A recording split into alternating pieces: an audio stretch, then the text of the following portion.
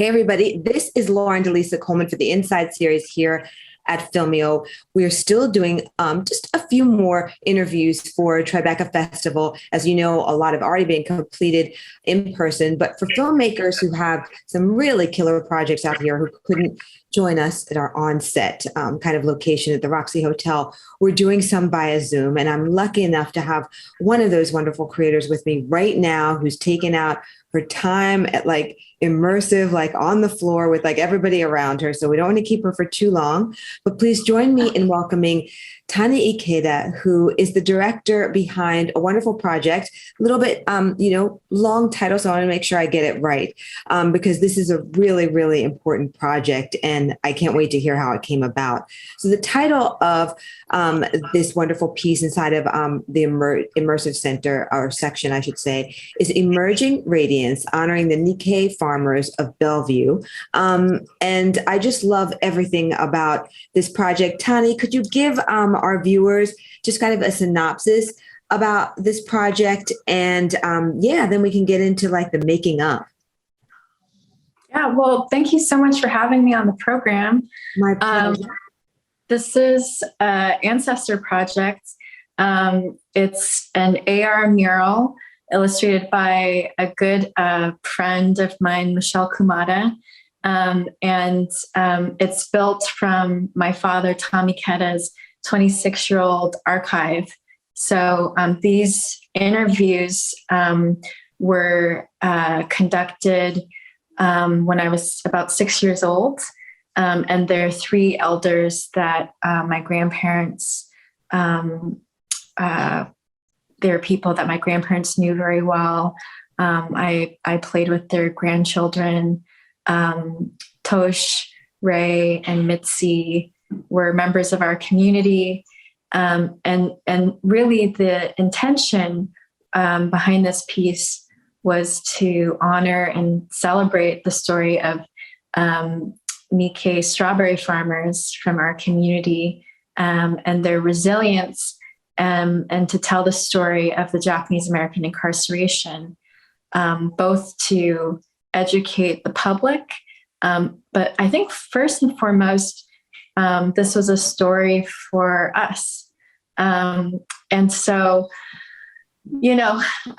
I think it's really been a long road. So Michelle and I have been working on this project for about a year, but really this is a project that I've wanted to do, I think for, since the time I was a little girl. This is the first time I've worked with my father. But like I said, I've grown up with this story. I've grown up with his archive my whole life. I think this is just so special. I had the chance to go to the immersive section. I guess it was, wow, by now it seems like a century ago with everything going on at the festival, but it was just last Thursday, I guess. And so, I had a chance to see this and it looks amazing against the wall. And so, of course, I was talking to Michelle a little bit about it. And the first thing that struck me was, how did your father have like so much audio footage? I'm just, that alone to me is just like amazing. So could you talk to me a little bit about that? Was he kind of capturing it just really for posterity's sake? Was it more for, maybe he envisioned something not like this, but, just something in the future? Tell me a little bit about that, please. Because he's like an historian himself. Well, I think he was just really inspired by my grandfather, who was a draft resistor. And growing up, I would hear him talk about his experience, first being incarcerated, and then being taken to McNeil Island Penitentiary as a teenager for deciding to not fight for a country that put his family behind barbed wire. And it had a huge impact on him because he was ostracized by our community. And I think it was something that left a lasting impact on his life. Later, we fought for reparations as a community, and there was a government apology. But I think it's something that he continued to try and tell his story, and felt very unheard for the rest of his life. And so everybody in our family, in our own way, tried to tell him that we heard him, and my father, I think, he wasn't a filmmaker, and he wasn't a historian by trade, but he inherently knew that this was important. And so it started in the most grassroots way possible. My grandfather was one of the first people he interviewed. And then I think it grew from there, word of mouth. My father started interviewing people from our local community. That was my early film school, as a teenager, slowly helping him document our aunties and elders. And today it's the largest oral archive in the world. So I'm very proud of my father. Today I'm a documentary filmmaker because of this work. Wow, I just love this story so much. What do you think, like, for you personally, were either the major themes or the most impactful that you heard about this? Because I don't know, I guess you can't really imagine like just kind of going about your life and you're a farmer and, then war breaks out and then you are put into an, internment camp and your whole life changes, right? What kind of, again, struck you most when you listened to kind of the bulk of this footage? Well, I think one thing that I feel is very fortunate about the particular type of education that I've been afforded to by growing up and hearing hundreds of stories from my elders who are now ancestors is that most of my peers have heard about our history from a single book. Right. And actually some of them not even got that, like hard, like not even a book, right? It would be like maybe a half a page in a book or a paragraph. Right. A paragraph. And so what I feel very lucky to have received is history told from a multiplicity of voices. And that is such a rich understanding of so many different perspectives, from a lot of, and also it's a lot of them are also these really mundane moments of what somebody was thinking the morning of the bombing of Pearl Harbor and what they were eating, or just really specific recollections of particular family members and a letter that they might have written. And it gives you a much fuller sense of what history actually is. Right. And how important it is to understand history with all of its perspectives, because that's the danger, is we're often taught history from a single narrative. Of course. And we all say, and history is written from, the winner's point of view, or we could say the most dominant point of view, those who have the largest megaphone, right? So you are wise to be able to kind of discern that. But I'm just really amazed at how you were able to look at this and then decide to create this type of project with it. So tell me a little bit about how you and Michelle came together, and then you were like, you know what? It's all about like Spark AR that's used on, Instagram, and this is how we're going to make this project. Mm-hmm. Tell me a little bit about that journey. Mm-hmm. Well, in that same ethos, I look at my father's archive and there's a multiplicity of voices. But now at this point in time, most of our elders have passed, the elders who were incarcerated during World War II. And so the challenge is, how to get these stories out to my generation and a younger generation that will never meet these people. Right. And so I wanted to use the most accessible technology that we have available today through Instagram. And most people at least, have Instagram accounts, and they will be able to access these stories through a QR code and then share the stories through Instagram story with their followers and their peers. And so that was important to me because I think right now VR through Oculus is still a little bit inaccessible.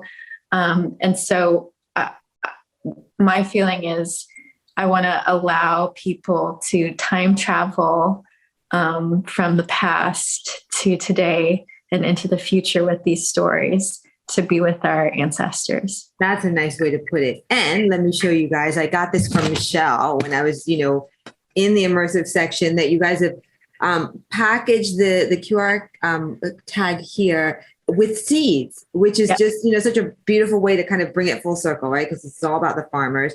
And there are little seeds here. I'm going to look up later on after the festival and I can breathe again. I'm wondering if you can grow sugar peas on your windowsill, because I have herbs there. So I don't know, we're going to see, but I love this idea. And I definitely wanted to show everybody, how else are you promoting the QR tag, especially because, for those who are interested, who are watching right now, is it solely via the site? I mean, the feed for the project, or kind of what's the story?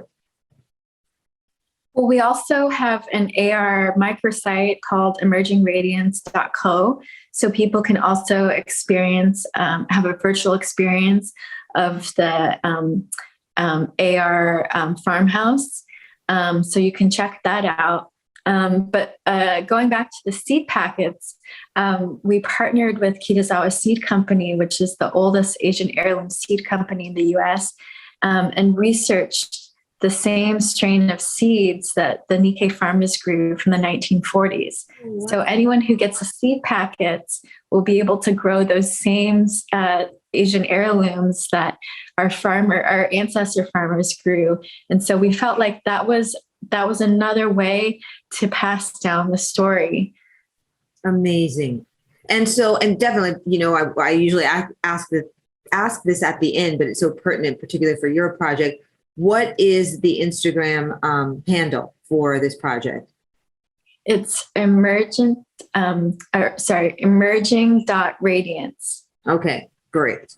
So let's talk a little bit about the tech scenario behind, creating this. Did you reach out to Spark directly, or did you just use kind of, the open source code that, is available? Tell me a little bit about that, and maybe what the biggest challenge was to be able to bring this project to life using that particular technology. We were really fortunate to actually partner with Meta Open Arts. So this whole project was funded in partnership with Meta, and we received a lot of support from them. And so we worked directly with AR Spark to develop our Instagram filters. Very nice. So what's been the response like, boots on the ground? And what was it like, even to back up a little bit, when you got either the call or email from Tribeca and was like, hey, we want to have you, be part of this year's festival? Oh, I mean, we created this for our community. And so just to see the grandchildren of these ancestors experience it, that was an exciting moment for us. So then to get into Tribeca, that was just for our small hometown project, that was just a dream to get to come out here to New York and to premiere at this world stage. I mean, this has just been incredible. So we feel so lucky to be here. It's been really, really exciting. It feels like the universe of this project is expanding. There's so many new possibilities. We're meeting incredible folks with great projects. We're very, very excited right now. Tani, this is just so great. I can just see like so many emotions coming, through you, from, deep pride to great passion around this. This project is you, right? It is a true full extension of your being. And so I know it must feel really great to be able to have others, experience it. Plus you have a cool area as soon as you come in, which, if you guys I've already been there or have a chance to watch or just want to, know, as soon as you come in, you're like the first project on the immediate left and kind of taking up that whole wall. So you have great real estate, which is really good. What is your best hope for people to take away from this, Tani, whether they experience this, live during Tribeca, at the immersive section or within it, I should say, or, just in the privacy of their own home? What is like the main thing that you would just love? Mm-hmm. Something that my father actually says is history doesn't repeat itself, but it often rhymes. And I think we're living in another moment of Stop Asian Hate, mass incarceration of Black folks.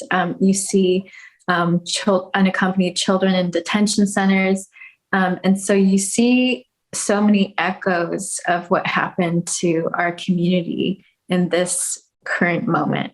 And so I really hope that people will remember history, and that our communities can build stronger solidarity with each other, and also resilience together. I hope it can be a powerful moment for that. So I hope that our community story can be useful in this moment. Tani, I think it's so great. You are no joke. Just second to last thing before we wrap up, because Michelle and I spoke a little bit about this when I was there physically. And she mentioned that, I don't know if it was just you and her or part of a larger organization, had been able to acquire some very, very small reparations for either some of the families or a larger like organization that represents them. Could you speak to me about that a little bit? Because she also mentioned that now whatever happened with that is in talks with some African-American organizations to kind of, I don't know, either like share tips on how to do it or whatever. I don't know, but I would love to hear you, speak about that just really briefly. In the 80s, our community fought for reparations, and we received reparations from the government. And now members from our community are working with members from the Black community around HR 40, so that the Black community can also receive reparations. Interesting. And hopefully can use, some of what we've done as a bit of a playbook for what the groundwork for it. Yeah. I'm excited to see what happens with that. As you know, that has been a long conversation in this country without any true resolution just yet. And I guess it is encouraging for all of those to see that if this community, this demographic was able to receive both an apology and reparations, which I think Michelle said was like only $20,000, but at least it shows something, right? That it shows that there could be, some crack in the system, because yes, you can't completely upend people's lifestyles, what they have earned and created and built, and just be like, well, it's a different generation, like, good luck to you. That's why we have the wealth gaps that we have right now, right? People don't want to talk about it, but it is the fact of the matter. So I just find it very inspiring that you have pulled all this off, Tani, and I wish you really the best of luck. What's going to be next? Are you planning to do anything else with the audio, to expand this project in any way? Are you going to look at something completely different? Or are you just going to rest because this has been too much for you to do already? Well, I hope our team can really take in this moment and celebrate it. So that's the first thing I hope we can do, because sometimes you get so absorbed in the work, it's hard to really be in the moment. So that's the first thing I hope we can all do, because it's amazing to be here at Tribeca. And then I hope that we can build on the three filters and develop it into a larger experience in VR, so it can become, so we can access more of the oral archive and include more of the stories. So that's another hope of mine. And then I'm also hoping to continue working on this larger feature documentary about the Japanese American incarceration and elders of ours that are currently on the front lines of fighting against the mass incarceration and detention of unaccompanied children. Mm-hmm. Well, no small feats. I wish you absolute, best of luck on that. Anything else you want to add before we wrap up, Tani? Oh, I'm just incredibly grateful for this time with you. It's been a really lovely conversation. Oh, my pleasure. I'm just so glad you could take out the time because, I can only imagine it must be really fun to see people interact with something that's like only in your mind. And now like you come all the way ahead and it's like not only real, but you're sharing it with people and random people, you don't even know. Being able to share a very important story, because like you said, I remember this and it was like a line or two in, during World Civ or whatever it was that day. And you're like, wow, not cool. And you just go right on to the next thing. So I think it's a really appropriate time to bring this to light now. And so great that we have technology that enables us to actually experience these things on a different level. Not to say that traditional film is not that, but you kind of become more empathetic when you can get inside of a project. And so whether it's AR, VR, et cetera, it enables you to do that. So again, congratulations, Tani. Thank you so much for, taking this time. Oh, I know that we talked about the Instagram feed for the project, but do you have a personal one in case anybody, wants to follow you, see what you're going to be doing next? Yeah, it's just at Tani Ikeda. Okay. Very simple and straightforward. Wonderful. Well, Tani, thank you so much again for the time. And you guys, thank you so much for watching. I hope that you have enjoyed this interview. Nobody is bringing you these filmmaker and creator interviews like we are here at the Inside Series for Filmmaker. It's just really such an honor and sometimes like overwhelming because these stories are just so amazing. And so I'm just always so glad when everybody can take out the time to speak about them and to watch them, because it means nothing without you guys bringing it full circle. So we have several more via Zoom that we'll be bringing you. Again, thank you so much for watching. I am Lauren DeLucia Coleman for the Inside Series right here at Filmio.